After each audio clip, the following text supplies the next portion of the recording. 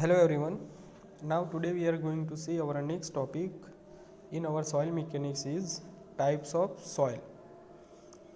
Now before we going to see our next topic, in a previous video we saw that history about soil mechanics, importance about soil engineering, and last is soil formation in geological cycle. So what is important of soil engineering?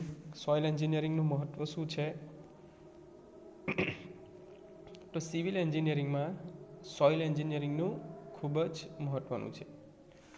સૌથી પહેલાં તો soil કોને કહેવાય, માટી કોને કહેવાય કે ઇજનેરી દૃષ્ટિએ પૃથ્વીના પોપડા ઉપર મળી આવતો ખનિજ અને કાર્બનિક પદાર્થો તથા અવસાદકોનો જથ્થો કે જે ભેગા થયા વગરનો કે સિમેન્ટેડ થયા વગરનો હોય તો તેને માટી કહે છે. આવા પદાર્થોમાં શું હશે? બોલ્ડર, રેતી, ગ્રેવલ, ક્લે, સિલ્ટ વગેરેનો સમાવેશ થાય છે. હવે માટીની અંદર શું હશે? માટીના કણો. એની સાઇઝ શું હશે? 1 માઇક્રોનથી માંડીને 300 mm જેટલી હોય છે. માટી એક ખડકોના અપક્ષયણ એટલે કે વેધરિંગ અને કાર્બનિક પદાર્થોના વિઘટનથી મળતી કુદરતી ઉપજ છે. બરાબર છે. ચાલો તો નેક્સ્ટ કે સિવિલ એન્જિનિયરિંગમાં સોઇલ એન્જિનિયરિંગનું ખૂબ જ મહત્ત્વ છે. સિવિલ એન્જિનિયરિંગના ક્ષેત્રોમાં સોઇલ એન્જિનિયરિંગના સિદ્ધાંતોનો ઉપયોગ કરવામાં આવે છે. બરાબર. તો કયા કયા સિદ્ધાંતોમાં ઉપયોગ થાય છે? તો પહેલાં છે ફાઉન્ડેશન ઓફ સ્ટ્રક્ચર, બાંધકામોના પાયા, રિટેનિંગ સ્ટ્રક્ચર, અનુરક્ષણ બાંધકામો, સ્ટેબિલિટી ઓફ સ્લોપ, ઢાળની સ્થિરતા, ભૂગર્ભ બાંધકામો, અંડરગ્રાઉન્ડ સ્ટ્રક્ચર, પેવમેન્ટ ડિઝાઇન અને અર્થન ડેમ. બરાબર છે. માટીના બંધો લાસ્ટ વિડીયો લેક્ચરમાં આપણે જોયું હતું. બરાબર. Pavement design. પેવમેન્ટ ડિઝાઇન કઈ રીતે થાય છે કે માટીના મજબૂત સ્તર ઉપર સિમેન્ટ કોન્ક્રીટ અથવા તો ડામર કોન્ક્રીટનું સખત સ્તર મૂકવામાં આવે છે જેને પેવમેન્ટ કહે છે. પેવમેન્ટ ઉપર વાહનોની અવર જવર થાય છે. પેવમેન્ટના સ્તરોમાં સબ બેઝ, બેઝ અને સરફેસ કોર્સનો સમાવેશ થાય છે. બરાબર. 3 લેયર આવશે: સબ બેઝ, બેઝ અને સરફેસિંગ. સોઇલ ઇજનેરીમાં પેવમેન્ટ ડિઝાઇન અને બાંધકામની રીતોનો અભ્યાસ થાય છે. ત્યારબાદ જોયું હતું soil formation in geological cycle. કઈ રીતે સોઇલ ફોર્મ થાય છે જીઓલોજિકલ સાયકલ થ્રુ? એમાં શું થશે? ફર્સ્ટ ઓફ ઓલ પૃથ્વીની સપાટી ઉપર સતત ચાલતા ભૂસ્તરીય ચક્રને કારણે માટી ઉત્પન્ન થાય છે. બરાબર છે કે પૃથ્વીની સપાટી પર શું ચાલશે? સતત કન્ટિન્યુઅસ ભૂસ્તરીય ચક્ર. બરાબર. એમાં શું? ઇરોઝન થશે, ઘસારો થશે, ટ્રાન્સપોર્ટેશન થશે, એક ખંડ બીજી જગ્યાએ હશે, ડિપોઝિશન થશે, કોઈ એક જગ્યાએ ડિપોઝિટ થશે, દેન અપહેવલ ઉડીને. તો આ સતત ભૂસ્તરીય ચક્રને કારણે માટી ઉત્પન્ન થાય છે. આ ભૂસ્તરીય ચક્રને નીચે મુજબ 4 ભાગમાં વહેંચી શકાય: વેધરિંગ, ટ્રાન્સપોર્ટેશન, ડિપોઝિશન એન્ડ અપહેવલ. બરાબર. 4 પ્રકાર છે: weathering, transportation, deposition and અપહેવલ. Weathering શું થશે? આ વેધરિંગના 2 પ્રકાર છે: ફિઝિકલ વેધરિંગ અને કેમિકલ વેધરિંગ. ખવાણ થશે. વેધરિંગ એટલે ખવાણ. એમાં ભૌતિક ખવાણ અને કેમિકલ ખવાણ થશે. તો ફિઝિકલ વેધરિંગ માટે કયા પરિબળો જવાબદાર છે? તો તાપમાનમાં ફેરફાર થશે, પાણી, બરફ અને પવન દ્વારા થતો આઘાત અને ઘસારો, ઝાડના મૂળિયા, ખડકોના પોલાણમાં રહેલું પાણી, ચીકાશ વગરની માટીનું નિર્માણ એ ફિઝિકલ વેધરિંગને કારણે થાય છે. Chemical weathering. કેમિકલ વેધરિંગમાં કઈ પ્રક્રિયાનો સમાવેશ થશે? Hydration, carbonation, oxidation, solution.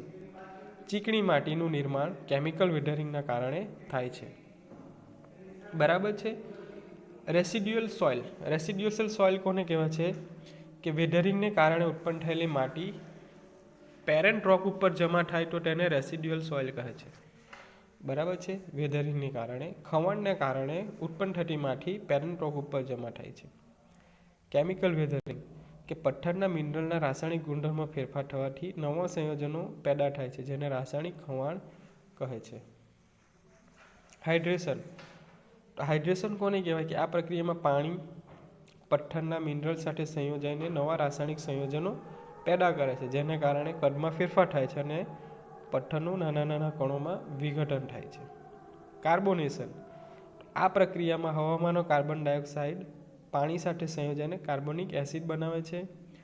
આ કાર્બોનિક એસિડ પથ્થર સાથે રાસાયણિક પ્રક્રિયા કરે છે અને પથ્થરનું વિઘટન થાય છે. ઓક્સિડેશન, આ પ્રક્રિયામાં હવામાંનો ઓક્સિજન પથ્થરના મિનરલ સાથે સંયોજાઈ પથ્થરનું વિઘટન થઈ સ્ટીલને કાટ લાગવાની પ્રક્રિયા સાથે સરખાય છે.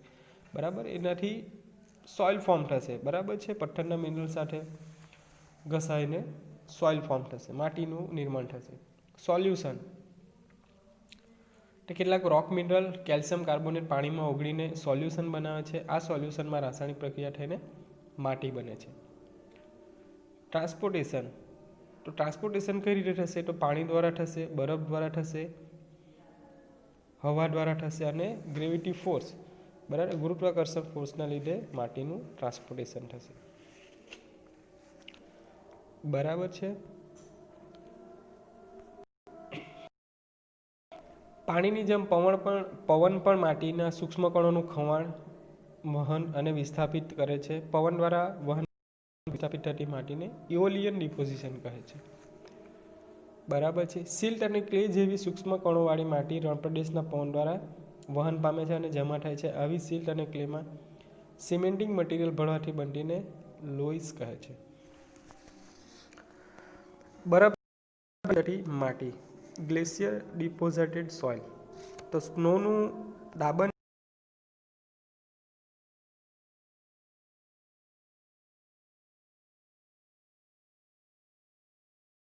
કણો ઘસડી જાય છે.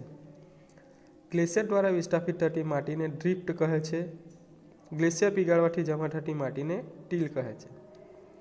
અને ગ્લેશિયર દ્વારા માટી ડિપોઝિટ થયા પછી બનતા ભૂસ્તરને ટર્મિનલ મોરેઇન કહે છે. બરાબર. દેન ગ્રેવિટી ડિપોઝિટેડ સોઇલ, તો ગુરુત્વ બળને કારણે વહન પામતી અને વિસ્થાપિત થતી માટીને કોલ્યુવિયલ સોઇલ કહે છે. Now next is type of soil. So there are different type of soil.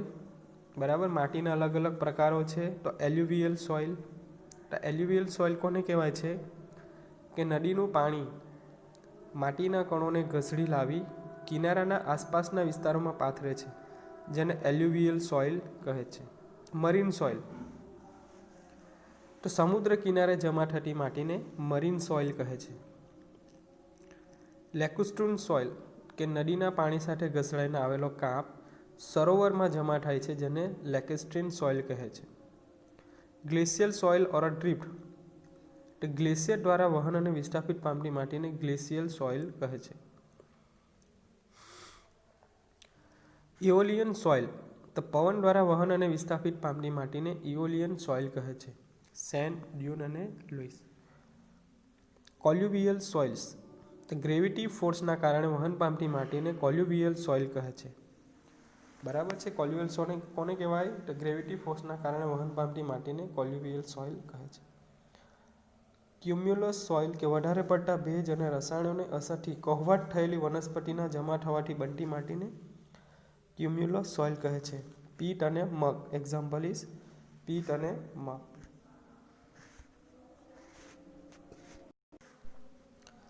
Next is humus, કે વનસ્પતિજન્ય પદાર્થોનું અંશતઃ કોહવાટ, એટલે કે પાટલી ડિકોમ્પોઝિશન થવાથી બનતી માટીને હ્યુમસ કહે છે. લોમ, લોમ કોને કહેવાય? તે સેન્ડ, ક્લે અને સિલ્ટનું મિશ્રણ છે. લોમ કોને કહેવાય? મિક્સિંગ ઓફ સેન્ડ, ક્લે અને સિલ્ટ. ક્લે, તે સૂક્ષ્મ કણોવાળી અને ચીકાશવાળી માટી છે. તેના કણોનું માપ 0.002 mm કરતાં પણ નાનું હોય છે. સેન્ડ, તે સ્થૂળ કણોવાળી માટી છે. તેના કણોનું માપ 0.075 mm થી 4.75 mm ની વચ્ચે હોય છે. રેતી કોહેશનલેસ, અસશક્ત અને પારગમ્ય હોય છે. ગ્રાવેલ, તો ગ્રેવલ એ એક પ્રકારની કોર્સ ગ્રેન સોઇલ છે. ગ્રેવલ તેના કણોની સાઇઝ 4.75 mm થી 80 mm ની વચ્ચે હોય છે. બોલ્ડર એ 300 mm કરતાં મોટી સાઇઝના પથ્થરના ટુકડાઓ છે. બોલ્ડર શું છે? 300 mm કરતાં મોટી સાઇઝ પથ્થર છે. મુરમ એમ તમિળ શબ્દ છે, બરાબર છે, તમિળ શબ્દ છે જેનો અર્થ થાય છે પાવડર રોક.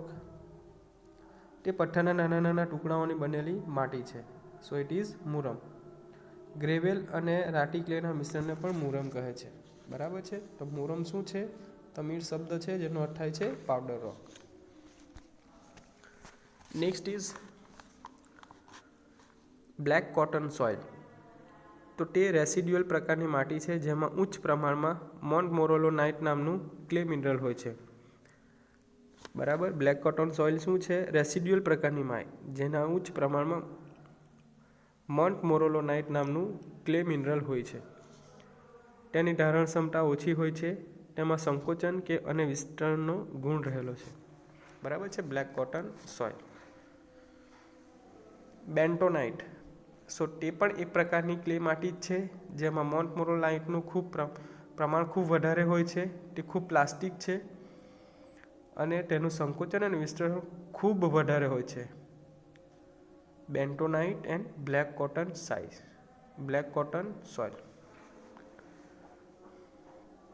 તો આ થયા અલગ અલગ પ્રકારની માટીઓ, બરાબર છે.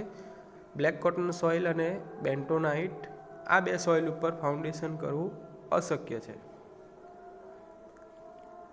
ચાલો નેક્સ્ટ છે સિવિલ એન્જિનિયરિંગ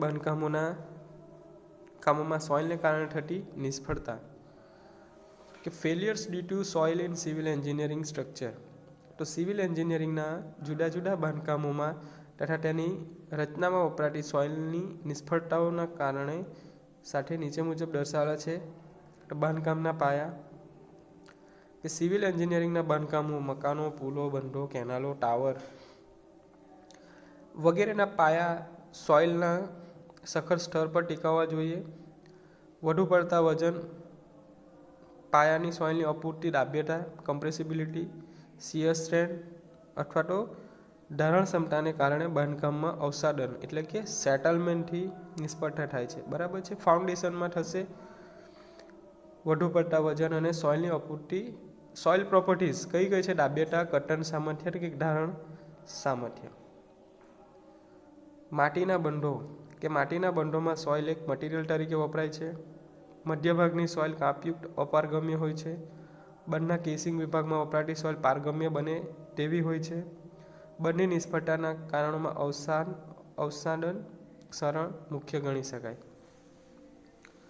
ભૂગર્ભ તથા અનુરક્ષણ બાંધકામો, આવા બાંધકામોમાં ટનલ, ડ્રેનેજ, અનુરક્ષિત દિવાલો એટલે કે રિટેનિંગ વોલ બાંધકામો, પાઇપલાઇન વગેરે ગણાવી શકાય. તેની નિષ્ફળતાના કારણો વધુ પડતા માટીના દબાણો, પારગમ્યતા અને ક્ષરણને કારણે તથા અવસાદનને ગણાવી શકાય. સિવિલ એન્જિનિયરિંગના ક્ષેત્રોમાં લગભગ બધા જ બાંધકામોની રચના પહેલાં આ વિસ્તારના બીજા મહત્ત્વના પ્રશ્નોને પણ ધ્યાનમાં લેવા અત્યંત જરૂર છે. તો ધરતીકંપ વિસ્તાર એટલે કે સિસ્મિક એરિયા, ખાણવાળા વિસ્તારો, સમુદ્ર કિનારાના વિસ્તારો, ખનિજ તેલના ભંડારવાળા વિસ્તારો, નદી, તળાવ વગેરેના કાંઠાના પૂણીવાળા વિસ્તારોમાં સમાવેશ થાય છે. આ થયું failure due to soil in civil engineering structure, કે સિવિલ એન્જિનિયરિંગમાં બાંધકામોમાં સોઇલને કારણે થતી નિષ્ફળતા, બરાબર છે. નાવ નેક્સ્ટ છે different type of soil in Gujarat or India. હવે આપણા દેશ અને રાજ્યમાં અલગ અલગ પ્રકારની કઈ પ્રકારની માટીઓ છે. તો અલગ અલગ સ્થિતિને આધારે અલગ અલગ માટીઓ હશે. આબોહવાની સ્થિતિ, ટોપોગ્રાફી એટલે કે એરિયા કેવો છે, અને માટીની ઉત્પત્તિ સાથે સંકળાયેલ ભૂસ્તરીય શાસ્ત્ર કે જીઓલોજી સાયકલ. આપણે આગળ જોયું એ રીતે કે માટીનું નિર્માણ કઈ રીતે થાય છે ભૂસ્તરીય ચક્રને કારણે. તો એ ભૂસ્તરીય ચક્ર કઈ રીતે ચાલે છે, બરાબર છે. એના આધારે ગુજરાત અને ભારતમાં આવેલી માટીના મુખ્ય 5 ગ્રુપમાં વર્ગીકૃત કરી શકાય. તો પહેલી છે કાપની માટી, એને કહેવાય છે એલ્યુવિયલ સોઇલ. રાતી માટી, લેટરાઇટ સોઇલ, દરિયાકાંઠાની માટી, મરીન સોઇલ, કાળી કપાસી માટી, બ્લેક કોટન સોઇલ અને રણની માટી યાनी कि डिजर्ट सॉइल। बराबर है। तो different type of soil in India और Gujarat it is alluvial soil, laterite soil, marine soil, black cotton soil और डेजर्ट सॉइल। कापनी माटी, राटी माटी, दरियाकांठानी माटी, काળી कपासी माटी અને રણની માટી। तो अलग अलग प्रकार थया different type soil in Gujarat and India. बराबर है। तो याद रखो अलग अलग प्रकार की माटी फेलियर कई रीते थाय छे अने टाइप ऑफ सॉइल।